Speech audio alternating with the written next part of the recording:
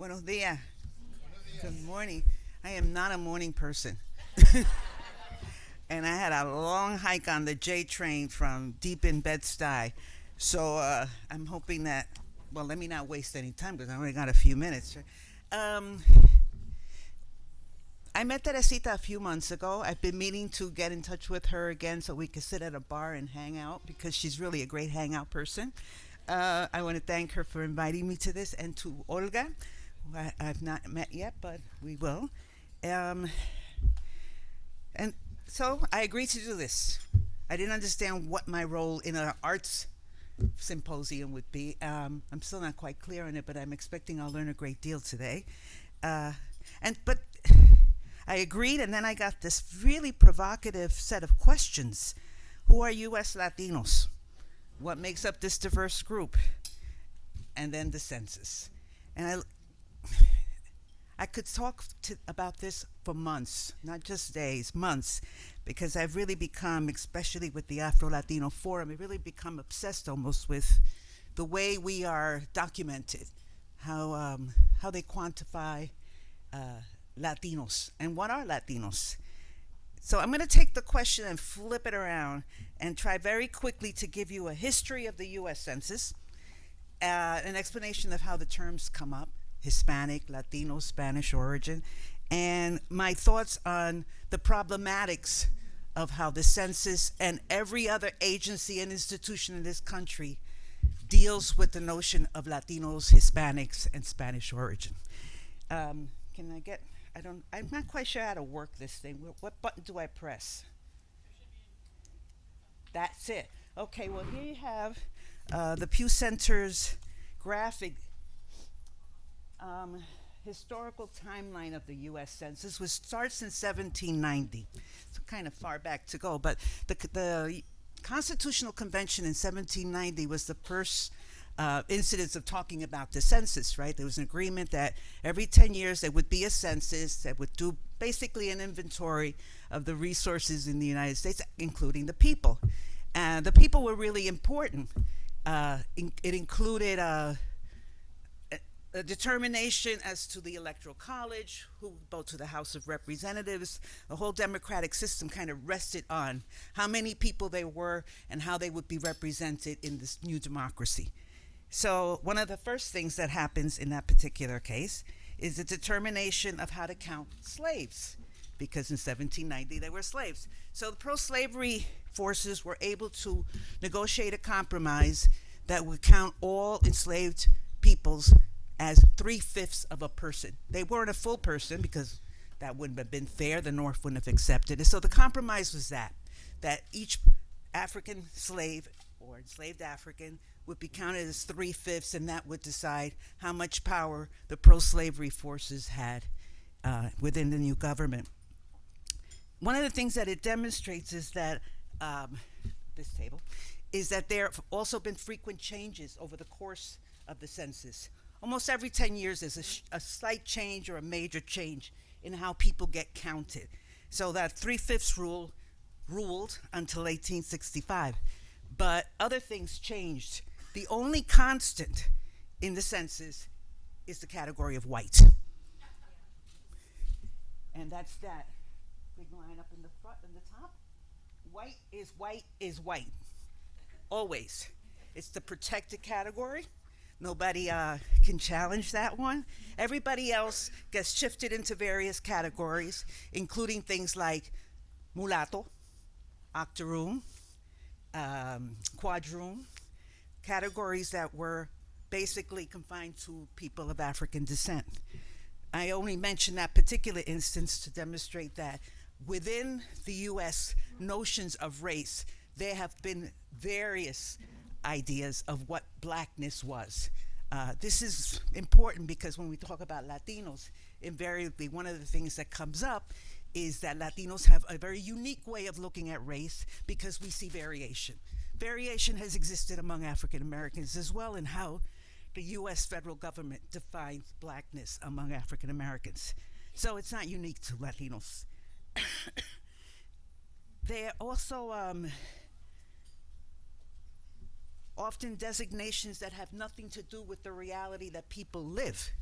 So, for example, in 1848, when the Treaty of Guadalupe Hidalgo was drafted, the Mexican government, that's the treaty that cedes the territories to the United States, about approximately one third of Mexico's territories in 1848. When that treaty is drafted, the Mexican government was very concerned that their citizens who would be remaining on the lands that were ceded be treated as full citizens. Well, in 1848, the only way you could be a full citizen was to be white. So Mexicans who remained on those lands were designated as white. At the same time, they were being lynched. They were being discriminated. They were being excluded from just about every aspect of the United States institutions and agencies. And there was no respect for them. So you can be white, not be treated as white, insist that you're white. Thank you so much. Okay. The category, the classification, and the experience don't necessarily mesh and often don't. And that's important because, for example, in Puerto Rico, whenever they do ask Puerto Ricans about their racial classification, and this is self-identification, of course, they claim they're white. 80%. We have more white people in Puerto Rico than in the United States. Or at least percentage-wise. So those are important points because as we move along, you'll see that part of the classification or the position that Latinos are put in depend on a lot of these aspects of it. What the laws are. Slavery was legal, so you had to count people in a certain way. Mexicans had to be white only because it was the only way of ensuring them rights, although it didn't ensure them rights because practice and the legal system are two completely different things. And this notion of disconnects. Okay? So, the other thing that pushes changes in the census is popular mobilization. When there have been movements, the census has been forced to take, or the federal government, and by extension the Census Bureau, which, by the way, operates under the Office of Management and Budget. So this is not about identity politics. It's not about making you feel good or bad or anything else. It's about how do you distribute resources, not just about the House of Representatives, but where are the roads necessary, where the hospitals should go, where the schools should go. Essentially, how your everyday life is going to function after the decennials. Census rests on the census, where the numbers are and how people identify and all the rest of that. Now the difference is, and I'm going to shift to the next one. Oops, next one. Ese. No, this one. Okay. I'm jumping to 1997, but in between I want to talk a little bit about the 1960s and the various movements that take place. That most important one being the civil rights movement, the African American inspired civil rights movement, which also inspired changes in the immigration law. So then 1965, the quota system is disrupted, and the floodgates are open to people other than Europeans, because that was the main group that the United States was interested in bringing in, which actually is the same thing as in Latin America, where they were very much encouraging of European immigration as opposed to others. But in 1965, there's an opening up, and more Latinos and Asians are able, and Africans are able to come into the country. There's a Black Power movement, the Chicano movement, or Raza movement, Puerto Rican radicalism, and the Nixon administration, of all things, in the 70s, in 1976, decides that there's a need to deal with the pressing social and economic issues of minorities, blacks, Mexican Americans, Puerto Ricans, smattering of Cubans. We're talking about the 60s, when the largest, and still to this day, the largest group of so-called Latinos or Hispanics are Mexican Americans. To this day, they represent 63% of the total population that's in that category. But in 1976, they passed this bill, and I'm going to quote what the law says. It says that the bill, The U.S. Census Bureau must collect statistics relating to the economic and social statistics for Americans of Spanish origin or descent, recognizing that a large number suffer from racial, social, economic, and political discrimination and are denied the basic opportunities that they deserve as American citizens. The collection of data on Hispanics would be used to ensure that the federal laws that have been passed, anti-discrimination laws that have been passed, would be met. So now the numbers become important because there's no other way of determining whether people are being discriminated against, for example, things that we hear about all the time: housing, banking loans, social services, medicine, health, public health in general. All of these things now are regulated by law. You cannot discriminate against certain peoples, specifically in this case Latinos or Hispanics, actually specifically Spanish origin or descent people. And so you need the numbers to be able to demonstrate whether that discrimination is taking place or not. And that's when the U.S. Census comes in. And the first classification is that as Spanish origin. There is immediately protest on the part of Puerto Ricans and Mexican Americans, Chicanos, whatever, we're going to be Hispanos, Tejanos, whatever, because it's not Spanish origin. In fact, in the case of most of these Mexican Americans, they don't speak Spanish. They have been on this land for generations, and Spanish is not the thing that's supposed to determine whether you are Latino or Hispanic.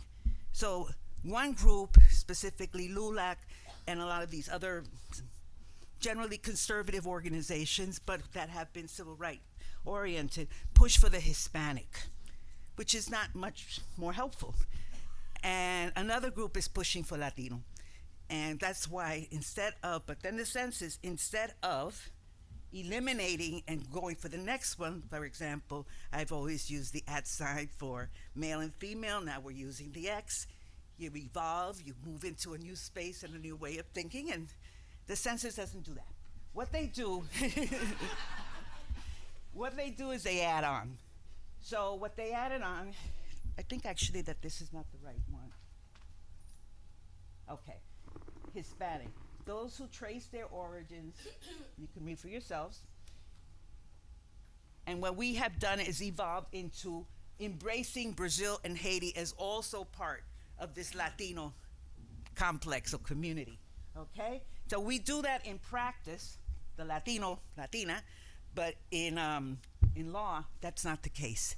We're still stuck with Hispanic. And in fact, felicidades, today is the second day, is it, of Hispanic Heritage Month? Yeah. Well, thank you. I'm being told to hurry up, so I'm going to hurry up. I'm going to jump over this stuff. But the basic idea is that we keep adding. We're not changing it. And so when people get to the census, they're faced with this notion of themselves as distinct from African Americans. They are Hispanic, Latino, or Hispanic. This is the normal thing that we see, right? Here's one on educational attainment. I've jumped into the problematics. Black, Asian, Hispanic, white.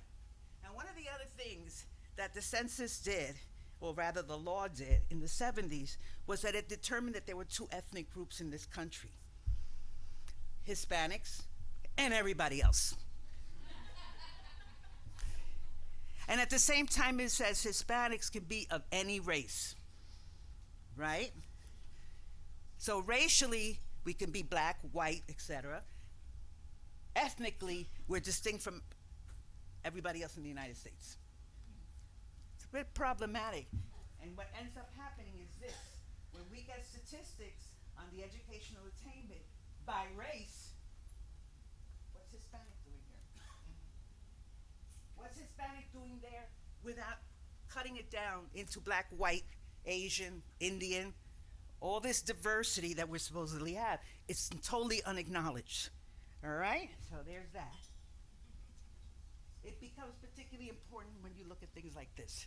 When I am with the Black Lives Matter movement, I am in the Afro-Latino Forum, very concerned about black lives everywhere. Okay, not just among African Americans. For Hispanics, they claim that only 15% supported the movement. But who are those Hispanics they're talking to? Are they being identified racially? Because I'm pretty sure that a black Latino walking down the street is not being asked what he had for dinner last night. All right? So what happens there? We're losing our black Latinos. And in fact, by obscuring race among Hispanics, the census is hell-bent on making Hispanics a race.